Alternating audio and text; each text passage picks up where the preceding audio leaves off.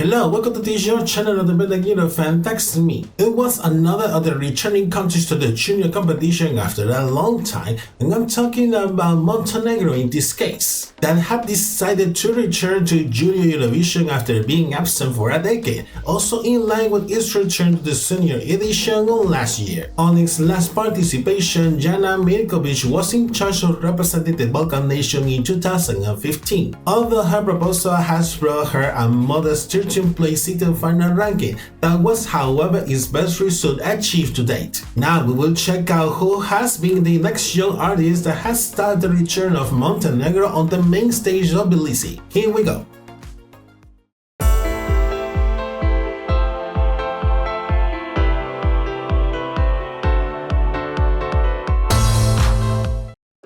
For today's episode, I'm going to review the Montenegrin entry for Junior Eurovision 2025, which has been represented by the singer Asja Džogović with the song I Tužna, Srećna Priča, which in English translates as a sad and happy story. Before knowing more about this proposal that it is like life itself, let's discover more about this young artist that wants to showcase the best of the Montenegrin culture to the rest of the continent. Without further delay, let's move on with the review.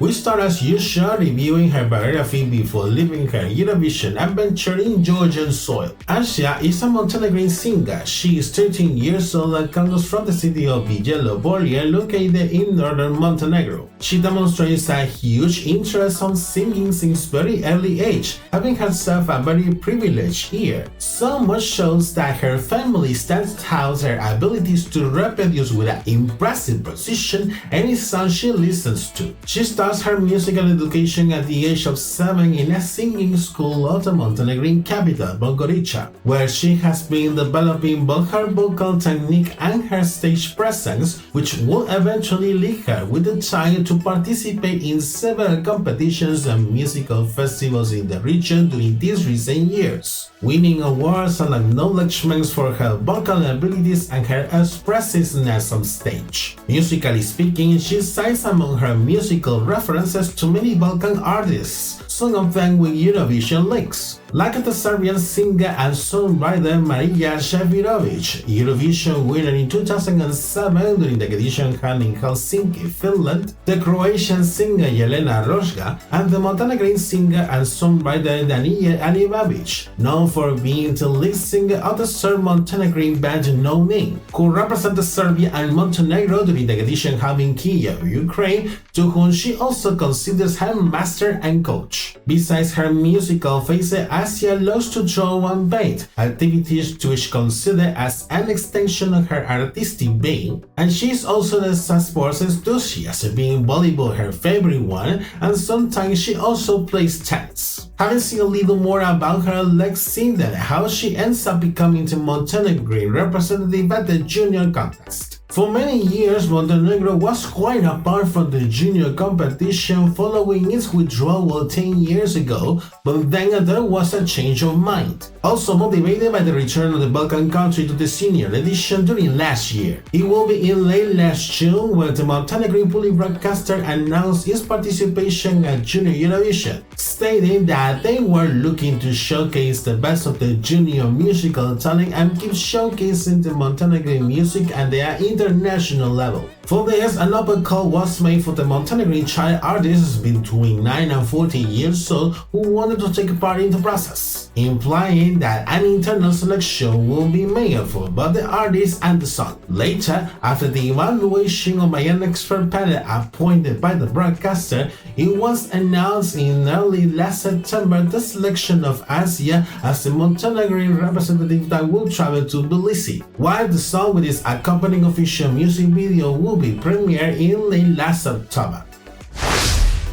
A track that narrates both sad and happy moments. Now I'm going to analyze further about this proposal with which Asja has represented her country in Georgian lands. The melody is a typical Balkan ballad, which is also the preferred musical genre by Asja. About her vocal skills, the intensity, the feeling, and the emotion in which she performs the track are very remarkable. Fruition of her musical development as a performer so far. Regarding the lyrics, it has been written fully in Montenegrin by a duo of Montenegrin songwriters, where stands out the already aforementioned Daniel Alibabic. About the context behind, the track makes a dedicatory to those orphan children that lacking of a home, of the care from loving parents, of a warm roof. That is why it is said that sad and happy emotions are intertwined, as it references the song's title. Reading the lyrics with more detail previously translated initially, it tells the story of an orphan that is called a dreamer, appealing in this case to several poetic references to express that search for a place in which that dreamer can feel cared, protected, and loved, intended to not to feel like it is a dream any longer. I consider that the main message for the track is to raise awareness about the situation of orphan children around the world, due to various causes and situations in which they have had no responsibility, lack a second chance for a peaceful and happy childhood.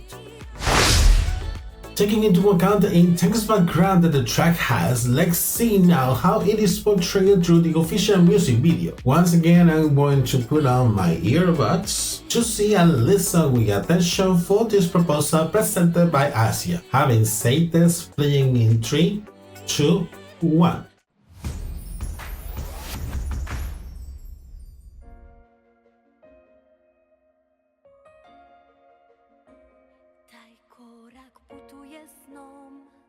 Okay, it is a performance at the studio.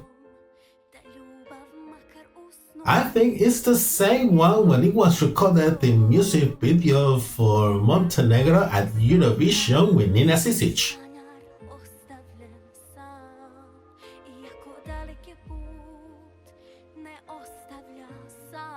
Okay, she's initially wearing a long coat that she later takes off. A lot of sparkles in the visual graphics.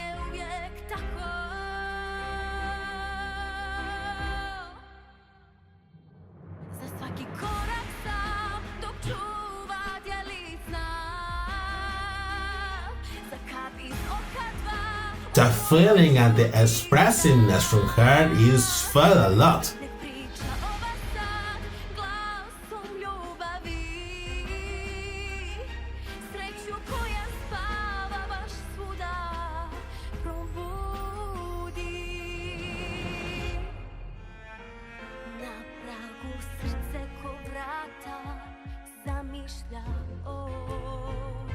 Taking into account that it is a performance inside a studio, the camera play here is quite important to bring the emotion that it feels with the track.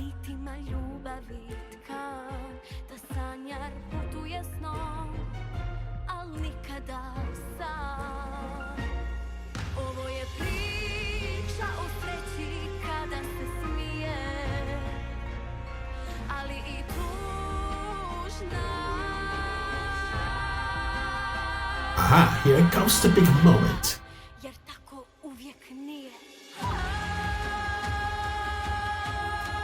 I'm just a child, a wandering child. Why did this? Drama, drama, drama! It's really needed to be in this part of the song.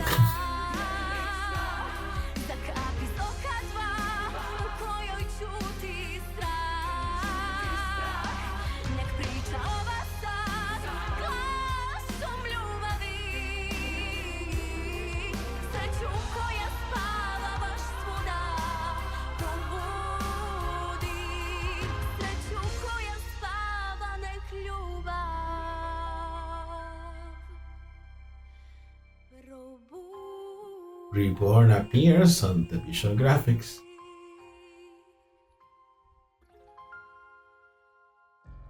The stage darkens. There's a legend in Montenegrin and English to all the children without parental care. And just like that, the music video finishes. Taking into account that it was basically that performance recorded at the studio, it was quite important to deliver the feeling, the emotion, the expressiveness through Asja trespassing the camera, also in line with the dramatic background of the track. With all this being said, I could say that the presentation of the music video is just okay. From what we saw in the music video, it was not very clear whether they will opt to use the same minimalistic concept or if they will adopt a different approach ahead of the junior contest. For the staging and releasing, it could be seen during the first rehearsals that it will follow somehow the same minimalistic concept, although with some elements reinforced. About Asja's costume, she is now wearing a long white dress. The visual graphics are much more reinforced by using a hand-breathed draw style. The lighting is presented in blue and red tones, and apparently there is a pillow on the stage floor. Watching her live performance at the junior contest, it begins seeing Asja from a shot from above laying down at the center of the stage on cardboard sheets and the pillow seen from before, while many drawings are projected with them representing the contest described with the lyrics. The orphan child dreaming with a home and having parents with sunny and rainy days, all that way Asja performs the first verse. As the track progresses, the shot slowly becomes frontal, while Asja is slowly getting off of the stage floor, and more drawings start to appear in the visual graphics, portraying an orphan child that it is sad for the situation that it is facing. The dynamic remains pretty similar until there is a moment where the drawings change during the final chorus. Now seeing the orphan child being adopted by its new parents looking itself much happier, closing the performance with an image that has the legend to all orphan children, while the stage darkens and Asja keeps her left hand raised to the front. Somehow I had expectations about this performance because I had the impression that it could stand out despite the ambivalent contest transmitted with the track, but it has not been as impactful as expected, and this was fundamentally because of her vocal performance that was not that optimal. There were many times in which her voice was out of tune, and I think that it must have played against her regarding her possibilities to be much better appreciated by the audience. Indeed, at the time of knowing the voting results, she would initially place third to last after the reveal of the scores from the jury, and despite receiving some extra points from the public, the calculation of her total score will make her drop one position, then placing second to last in the final ranking. Summarizing all that has been commented so far, the Montenegrin entry for last year leaves me with mixed feelings. And I say it because I personally like the song regarding both the melody and its instrumentation, despite how dramatic it could sound, and the fact that they have appealed to their musical tradition is very appreciated by presenting a Balkan ballad. But if I review the proposal as a whole, maybe the topic discussed is quite deep, despite it makes reference to children. If we add to all that what it has been at the live performance of the track, unfortunately it didn't manage to convince the audience. And it is a pity for her because she could not fully demonstrate her vocal and staging skills despite all the experience she has been gathering from her participation in other competitions and musical festivals. The final result has not been the best despite the fact that she had received more points compared to the two previous participations. But it remains to be the worst historic result for the Balkan country in the junior competition, raising doubts about the continuation of its participation in the upcoming years. About Asja, it is not very clear which will be the next steps for her, although surely she will continue with her school and musical education. It has been known that a few time ago she was a member of the jury in the second edition of Montesong, the newly created Montenegrin national final to select a Montenegrin representative for Eurovision. Who knows if with the time when she becomes an adult and if the country is still competing in the senior edition, she decides to attempt to represent Montenegro once again in the future. This has been the Montenegrin proposal of last year for the junior contest. And what are your thoughts? Do you think that it is a proposal that discusses a quite deep topic, or that it should have been much more appreciated instead? In any case, let me know your opinion in the comments down below, thus we can keep up the discussion. And this is it for today's episode. Before I finish, I encourage you to like this video if it has been of your taste, helping me with that to keep receiving your support and for this content to be reached among more people. Subscribe to my channel if you have not done it yet, enable notifications by the bell, and find me through my social media as well. Take care and see you in the next episode. Bye bye.